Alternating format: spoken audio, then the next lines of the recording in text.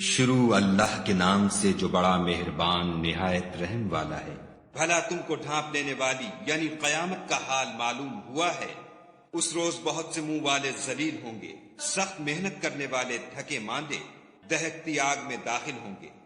ایک کھولتے ہوئے چشمے کا ان کو پانی پلایا جائے گا، اور خاردار جہاڑ کے سوا ان کے لیے کوئی کھانا نہیں ہوگا جو نہ فر بہی لائے نہ بھوک میں کچھ کام آئے۔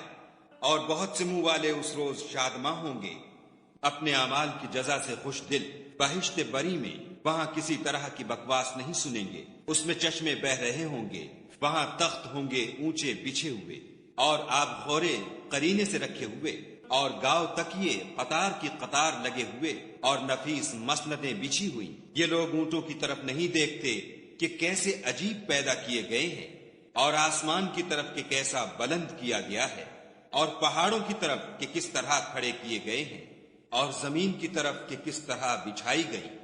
تو تم نصیحت کرتے رہو کہ تم نصیحت کرنے والے ہی ہو، تم ان پر داروغہ نہیں ہو۔ ہاں، جس نے منہ پھیرا اور نہ مانا تو خدا اس کو بڑا عذاب دے گا۔ بے شک ان کو ہمارے پاس لوٹ کر آنا ہے، پھر ہم ہی کو ان سے حساب لینا ہے۔